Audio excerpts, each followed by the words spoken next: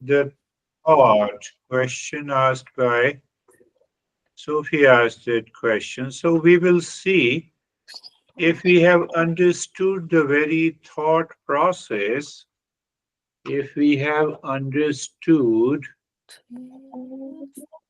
the thought process, then we should also understand that the how thought thought expressed by impure mind causes the suffering. That is one way to say it. And another way to say it that how Eastern wisdom treats good or the bad thoughts to change our life. Thank God, at least, the animals show their gestures and impressions and they have a specific way to communicate. So they don't cause any problem. And they live in a moment. They don't carry the psychological baggage. If you say dog, cat, my cat, you are so nice. So the cat will not continue to look at you. You said, okay, they possibly live in a moment. Do you see that? Just, but we create a psychological baggage. Oh, Sophie appreciated me. Sorry, John. Sophie appreciated me, so my mind says so. So I start thinking about this Sophie. I go back home. That is a whether it's a negative or positive. Huh? So you see that we carry the psychological baggage. So how we carry that psychological baggage in the form of a thought process, in the form of a thought. And that causes lot of challenges in our life.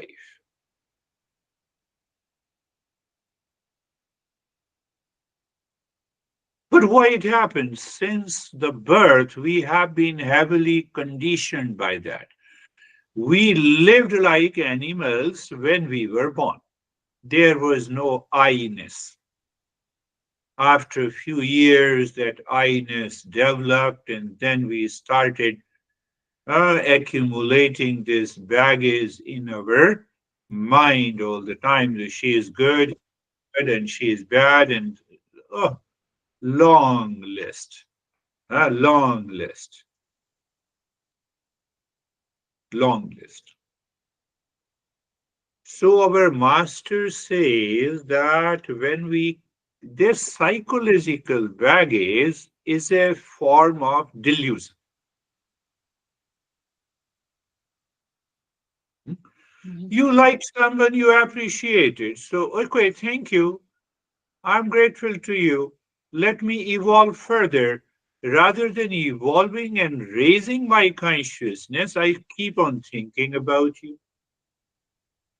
That is a delusion.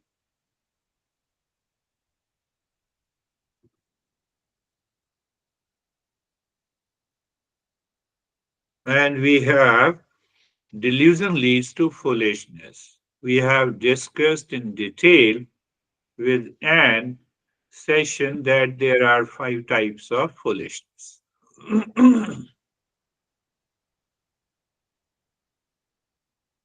So we are just trying to understand how thoughts expressed by the impure or pure mind both causes suffering.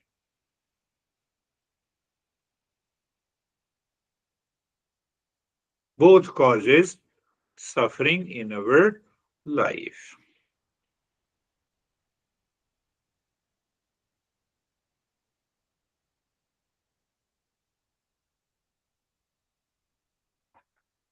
Thoughts. Good thought or a bad thought, both causes the baggage.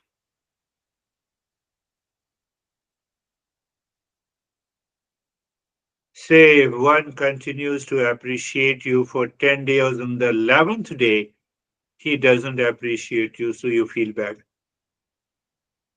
What happened to you today? Are you okay? Because I'm expecting, you should continue to appreciate me. And it happens to all of us. It happens to all of us.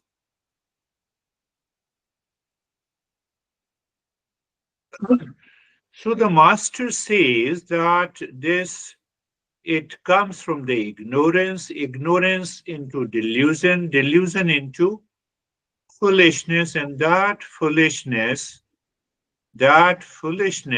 prevents my real nature to manifest. And when my real nature is not manifesting, then my thought process associated with emotion follows follows attachment, follows clinging, follows intense excitement or reaction, and that ultimately shapes my behavior and attitude, and ultimately behavior and attitude shapes my personality.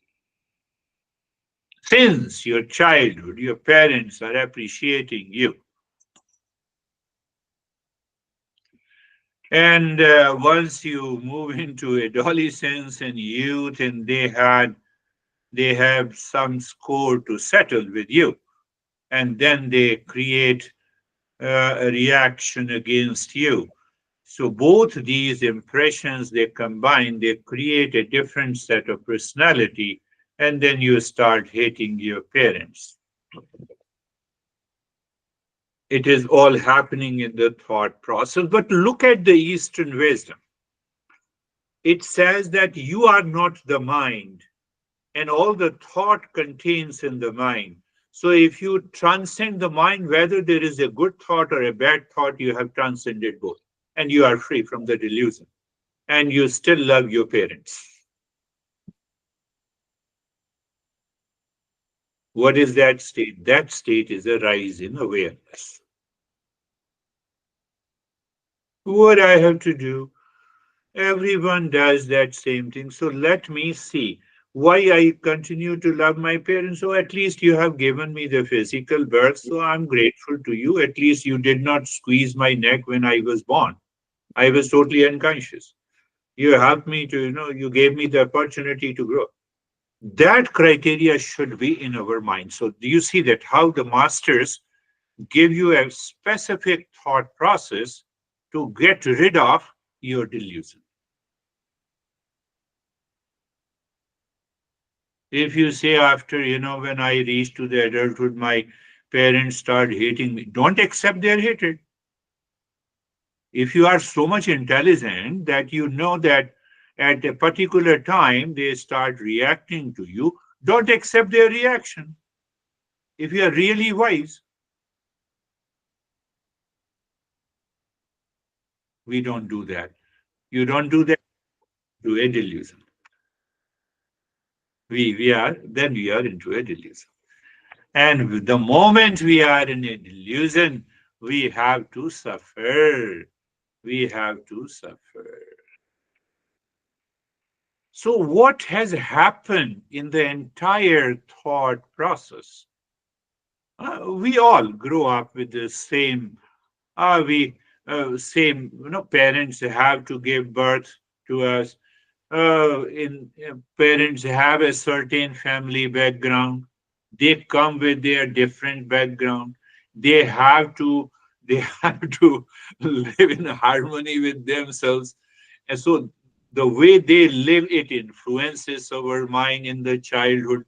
So it happens with every parent and every kid. If you say that, I'm a special kid and something special happened to me, then you are crazy. It happens to every child. Take it for granted. We have to take it at easy. Why I have to take it easy? Because now I'm adult. Now I claim that I'm wise. If I am wise, so let me move into the wisdom And our Eastern wisdom comes here. He says that you have a mixture. Eastern wisdom says you have a mixture of the false I and the real I. So sometimes you take your false I as the real I by which you express your thought, speech, and action. And sometimes you take the real I, but you express as if it is a false I in a particular situation. So this mixture is causing you a lot of problems. Simple. So I have to separate this mixture inside my head. I have not to separate this mixture outside. You cannot do it outside. False I is simply a I thought.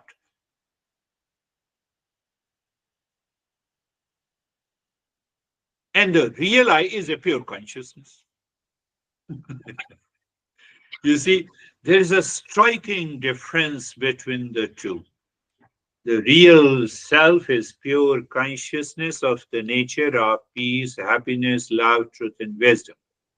The false I has a name, has a form, has a trait, have a psychological baggage. It carries forward its life with all the past impressions. My mom, tortured me when 40 years ago. What is your age now? 60 years. So I carry that psychological baggage. I did not recognize in what situation my mom was.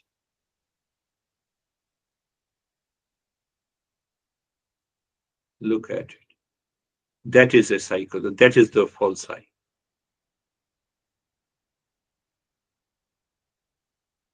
So I told you the false I is nothing but the I thought in the intellect or the mind. And that I thought has to be supported by the thoughts of my past experiences, plus the body, plus my impulsive mind, plus my habits. So I create a false sense of identity. You drop the false sense of identity, you are free, you are awakened. And this process takes a time. It's a gradual, but if you are committed, definitely it will happen. A simple example, you talk to your near and dear ones objectively. What it means? Externally, you are a husband and a wife. Internally, you are a seeker of the real self. Now talk. Now express your thought. So you are a seeker inside. So seeker is focused on peace and happiness, and your honey says you something. So seeker inside says to your, if you are a husband or a wife, come down.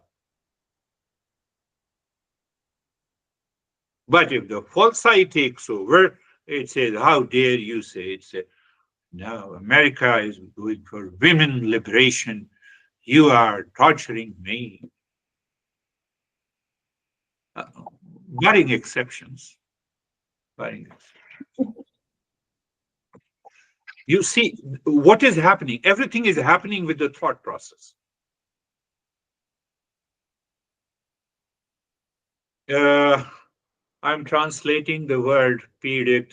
Sufferer, you can say the sufferer. There is an association in India which more or less known as, there is a different name in Hindi, but which translated the Husband Sufferers Association. Those who have been tortured by their wives, they have formed an association.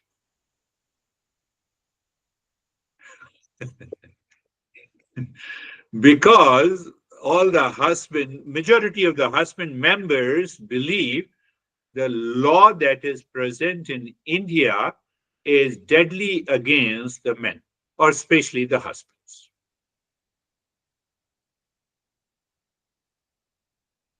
Here we have more of a women liberation than men's liberation. So we say that it is all because of your ignorance and delusion, foolishness that has created a mixture of the false I and the real I.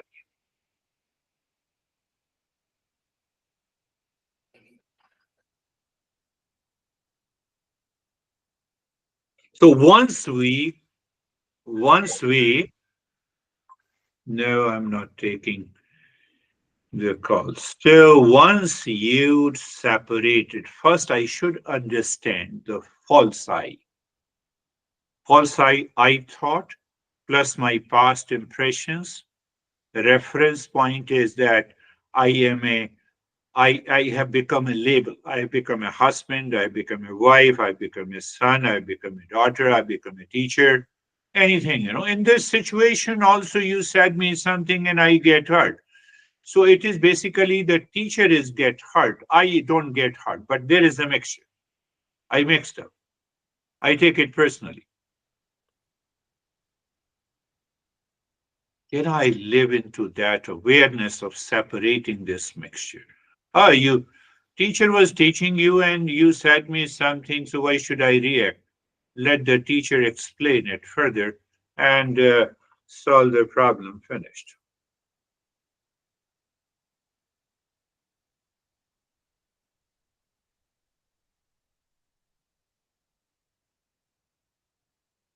You can recognize in your life, even during the last week, we don't think, speak, and act in that way.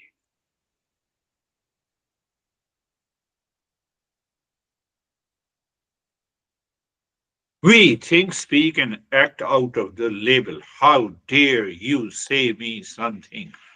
I'm your husband, I'm your wife. Oh, you are moving in both the directions. First, you said that I'm your wife, and you are reacting. Very good. Very good. You see, Eastern wisdom is pointing you the fault that we have created. First, I say that I belong to you. Then I say I am reacting. Why I am reacting? But you don't listen to me. And still I belong to you. As if I'm taking you a little deeper, as if my left hand is not listening to my right hand. I have that sense of emotional baggage. First, I declare that I'm your husband, I'm your wife, and then I say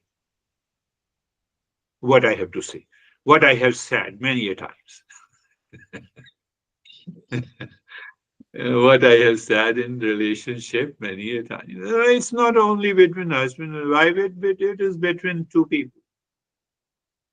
I never thought you are my friend and you said me. Come on, it's a label. Let him say. Solve the problem there and then by another thought. That is real I. But the real I doesn't come in front. Why? Because we have been heavily conditioned. Where is the meaning of conditioning? Conditioning results into delusion, and delusion is going to make me suffer.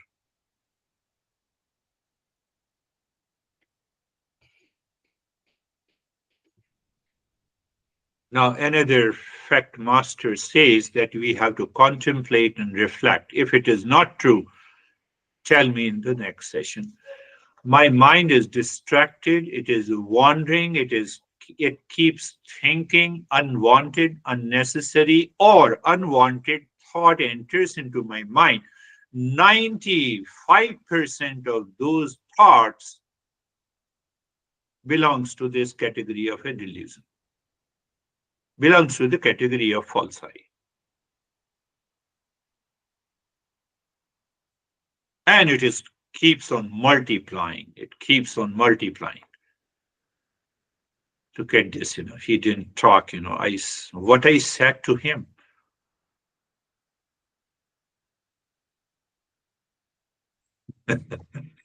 I simply said, you see, what is this? False eye. So false eye is guided by the ego. I didn't say anything, and still he is upset, he is hurt. He's crazy. Or she is crazy. So what is happening? That false eye recognizes the other's fault. It does not see oneself. And it all happens in the thought process. And that thought continues into your mind. It keeps you distracted. Sometimes it creates a very destructive thought process. One is divorce, other is beating and insulting or physical violence, etc., etc. A long list. It is because of the mixture. When I separate the two by understanding, by wisdom, and the first step that I have been telling you is that don't forget to practice the Shanti mantra every day when you wake up in the morning, and check, make a calendar that how many times you forget to do the practice of Shanti mantra when you wake up in the morning. When you forget, it is only because of the thoughts belong to the false side. And that too in the morning.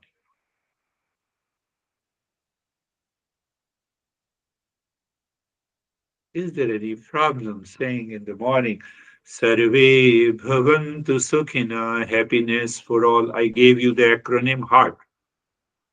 Huh? Sarve Santu Niramaya, eliminate that illness. E, acronym A, auspicious vision. Sarve Bhadrani Pashyantu. Let me have an auspicious thought for everyone. The false eye will attack your mind inside early in the morning. No, no, I cannot have the auspicious thought for everyone except my honey. That honey may be husband, wife, children, friend, whatever it is. Do you see so much of poison with the false eye, with the near and the dear ones? What to talk of strangers? So I thought to pick up this subject. And Sophie asked me that what is a thought? So this is a thought. So A is the auspicious one, R is the relieve suffering. Relieve suffering. Ma kaschet dukha bhag bhavid. Instead of saying my honey is great, you see, just think of this thought process. It is all about thought process, helps you to rise in awareness. You see that. Your mind says that my honey did wrong to me. I accept it. Now, what Master is saying that you say, let my honey should, or his mind should change. He or she should live in a higher awareness, and let there be an auspiciousness in his life or in her life so that we can live together. Where is the problem? But in order to say that and speak out that, I need to crush my ego. Ego is also an I thought. You're talking, you simply ask me what is thought. I'm giving you practical life example. That is also a thought. So that I thought, which has built the ego, does not want to say anything. It does not want to say sorry. It does not want to create an auspiciousness with whom he or she has created hatred. The T word, tranquility. Om Shanti, Shanti, Shanti. So not only I'm educating the mind every day. Yeah, one question has popped up in my, so I will raise the question and I will answer, and then I will, we will do the practice. The question is, what is the question? It has slipped. So yes, the uh, the false I does not want to say to the near and dear ones that, let there be an auspiciousness. It demands a tremendous courage and the strength to say. And if you have that courage and the strength, you have already separated false I from the real I. And I can bet you, you will experience the calmness for such a small event that you change in your head for about a week. It is so powerful. That is why we say it is the power of the thought process. So here our focus is that you separate the false I. The false I is, but no, I will not say sorry. I volunteered this session in the Ukraine, and these two girls fought, and they both had some mistake. And I told both of them that why don't you regret and understand and say sorry to each other. One girl was saying, I will think it over. I said, what you will think it over? When you think it over, you are going to build more ego.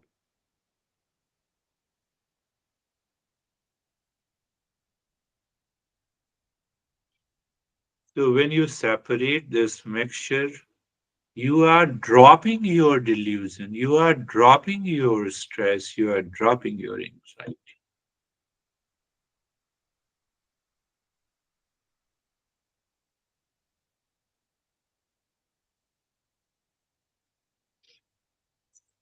We will continue over this journey of the impurity of the mind in a different way. So let us close your eyes. Eyes are closed and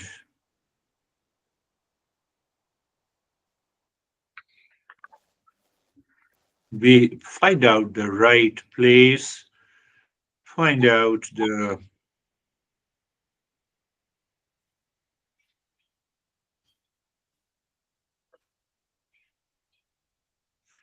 position and the posture of the body.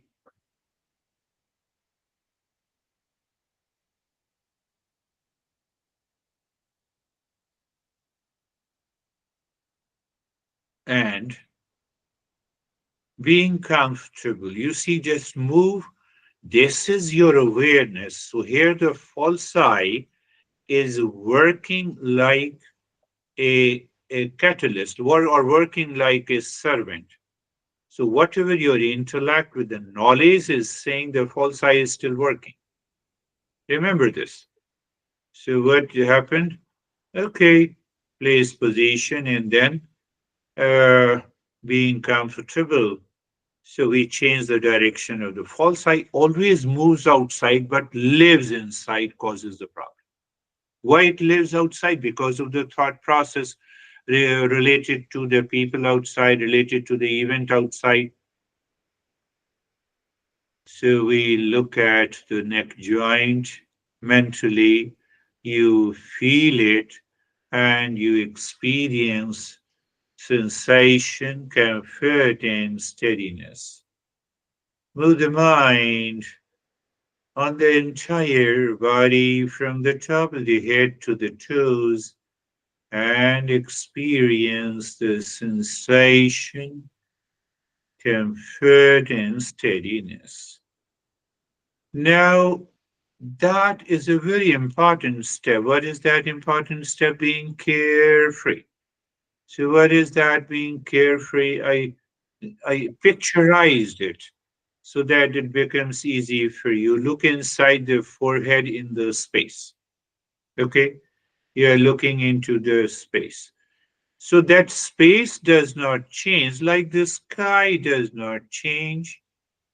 And on that sky, on that space, the thoughts are jumping, moving. Let them come and go. So when you are helping the thoughts are jumping and moving with the sky, you are separating. And we should be doing this step again and again and again during our daytime. And so, what will happen? One day, your mind will acquire a habit of dispassion. And in that dispassion, you'll be able to see the false I and the real I separately. And then the real I will dictate over the false I. So the thoughts are coming and going, coming and going. So very good. And now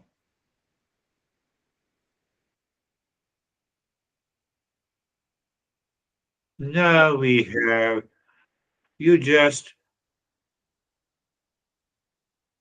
become aware of the physical body. Physical body means what? Physical body is with the sense organ, with all the system which we can perceive, and sensations is there. But what we cannot see is the thought, feeling, and emotions. That is our subtle body, is the mind. There the thought process takes place. But these thought process, majority of the time, comes from our past impressions. And that is our third body, the causal body. Why we say causal? That is the cause of the subtle body and the physical body.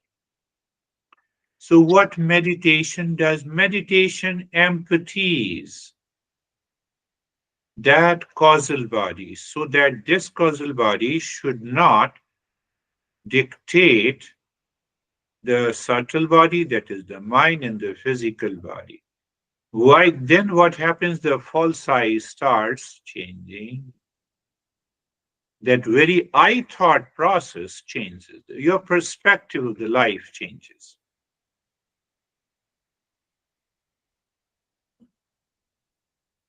So what the master says that we transcend. How do we find the real self? We transcend all the three bodies. So if the false I lives, false I also means the three bodies, plus all the thoughts, feeling, and emotions. So that is why we have another mantra, Asatoma Satgamaya, moving from the false to the real. You see the separation? Tamasoma Jyotirgamaya, moving from ignorance to wisdom, and Mrityurma Amritangamaya. It demands a lot of explanation, but we are doing the practice at this time, moving from the mortality to immortality. How do you say, is it possible? When I recognize that I am not the body, whose birth it is and whose death it is? Do you see the false I has taken very deep roots? In spite of intellectual understanding, the mind continues to identify with the body, which defines birth, growth, old age, and the death that we don't want to speak.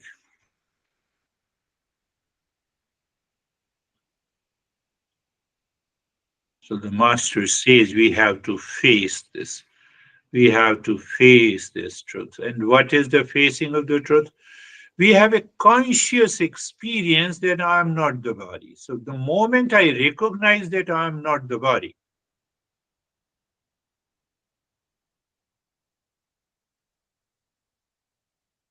neighbor's house is not mine. So whatever happens, that sense of awareness awakens in us.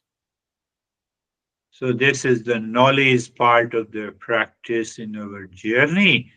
And now in the stage number two, we still purify the mind so that the false I doesn't take the root in our behavior and attitude. So what we should do, just remain there, focus deep inside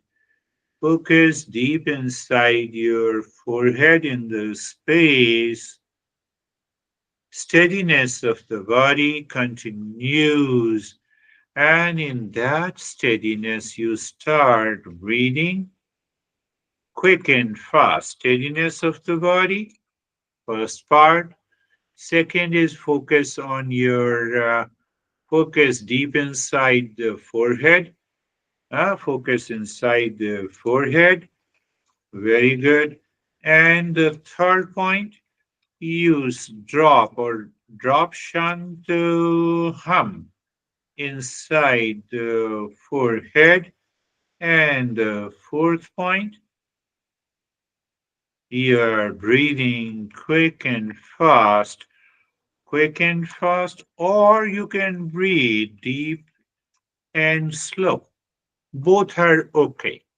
So, any of the breath which you like, but continue breathing. So, we are in the stage two where we want to purify the mind.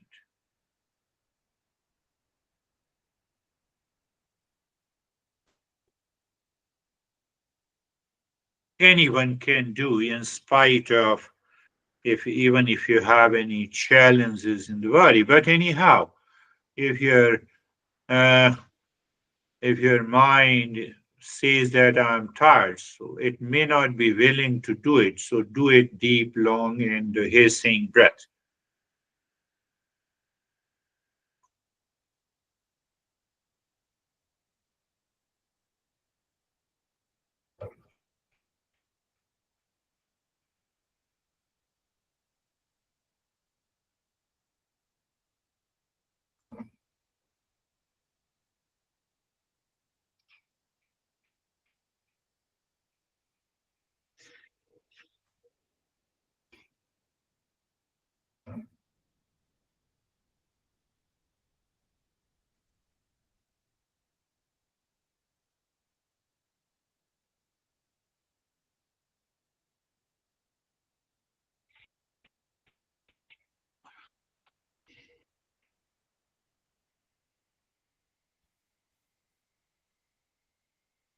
Sometime your mind says, "No, I don't want to do it." You stop and you wait. No, that mind comes from the false I.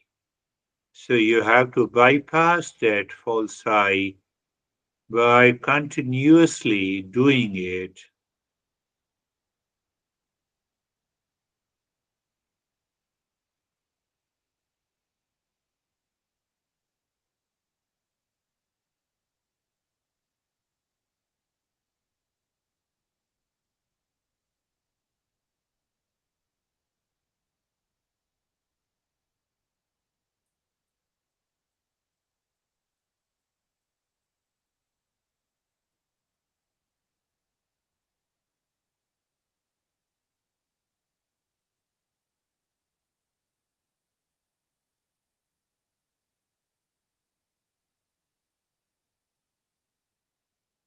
And now leave this and we move to the next step. You move the mind on the skin of the head and the neck. Be there and experience sensation, relaxation, and stillness. Sensation becomes deeper. Sensation may be in the form of tingling, numbness. Both are good. You need not to worry. Move the mind on the right arm. See consciously, are you moving the mind on the right arm from the shoulder to the fingertips and experience sensation, relaxation, and stillness.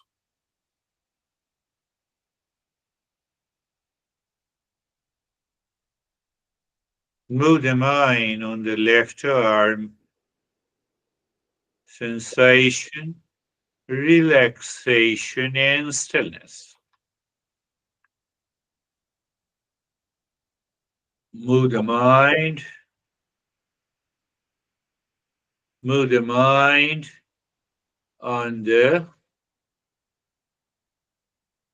chest and the belly in the front, and the shoulder blades and the spine and the back, as if you're looking, feeling the middle portion of the body and experience sensation, relaxation, and stillness. Our entire journey of the Eastern wisdom is to what Master says you just accept as a hypothesis. What is the hypothesis? That you are the real self of the nature of permanent peace and happiness. Why hypothesis? Then you prove it that you are the real self. So if you succeed in proving you are awakened, you fail in proving it, you fail in your life also. It's a very irrational approach. So move the mind on the left leg, be there, feel the sensation, relaxation, and stillness. Move the mind, move the mind on the entire body from the top of the head to the toes and experience sensation, relaxation, and stillness.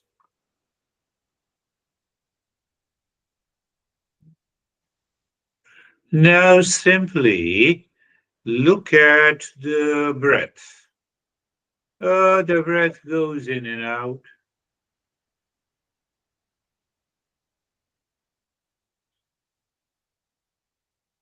Do you feel the sensation of the breath going in and out? Yes, you feel it. So when you feel it, you drop Shantoham on each breath going in and coming out.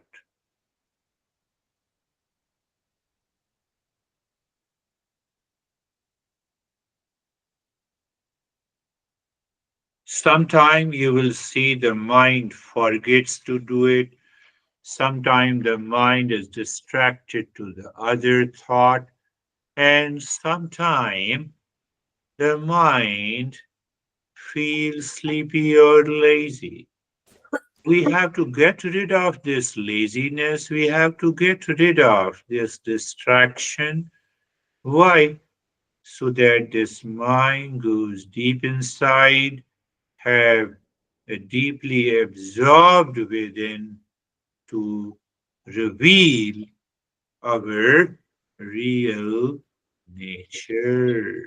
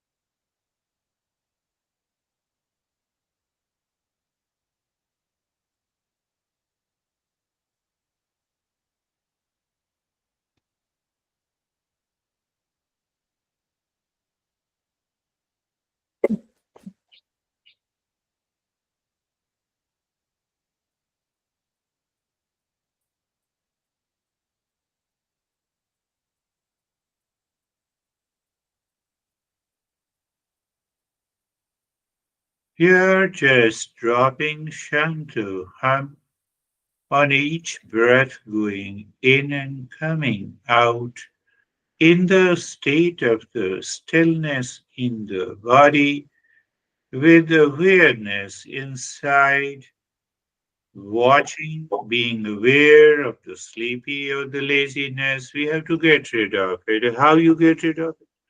You can take one or two deeper breaths.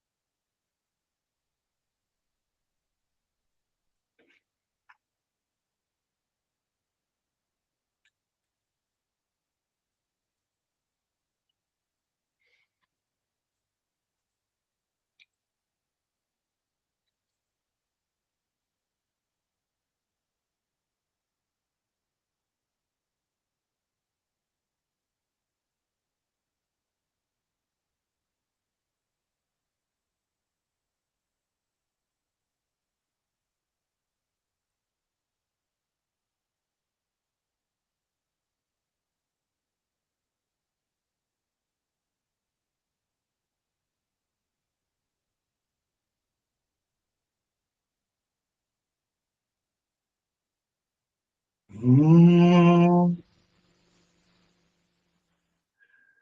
Shanti Shanti Shanti. Om Shanti Shanti Shanti. Om Shanti Shanti Shanti. Bring your mind on the right hand, your mind on the left hand. Lift your Buddha palms, place it on your eyes, open the eyes. Inside the palms, know your experiences and bring the hands down.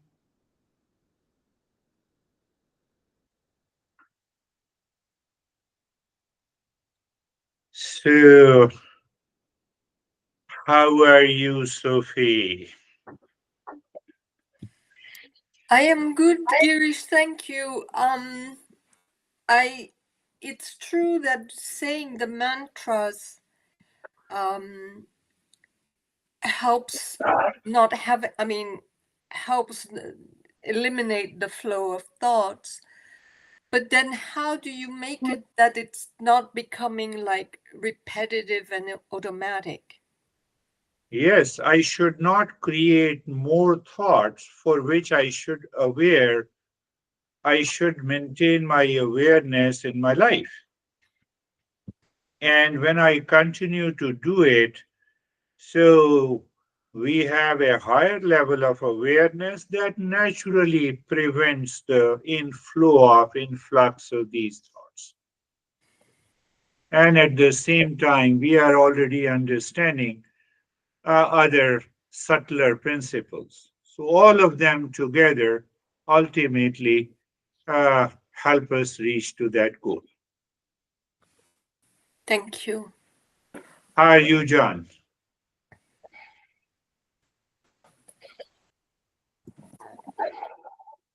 Hey, Girish, I'm fine. I struggled to keep from falling asleep, so Ah, has nothing to do with you. It has probably everything to do with my getting up really early in the morning, but ah. it's fine. So we will do it. Whenever you start feeling sleepy and you start breathing little deep in the long breath, maybe 5 or 6 breaths, and then see what happens. Okay. Okay. Good. How are you, Charlie? I'm good. Very relaxed, and I like the practice of going straight to the mantras in the morning. Yeah, That helps me stay focused. that helps. Yeah, yeah. So you are doing it. That's a good thing. So that helps you to stay focused throughout the day. We are able to maintain that awareness. Beautiful. How are you, Anne? Oh, I feel very good. Yeah. And Very I didn't good. fall asleep, only Oh, for you 2 seconds. For 2 seconds. very good. You didn't fall into sleep. Oh, That's really good. So that is all for today. We will meet again next Thank week. you. Thank you.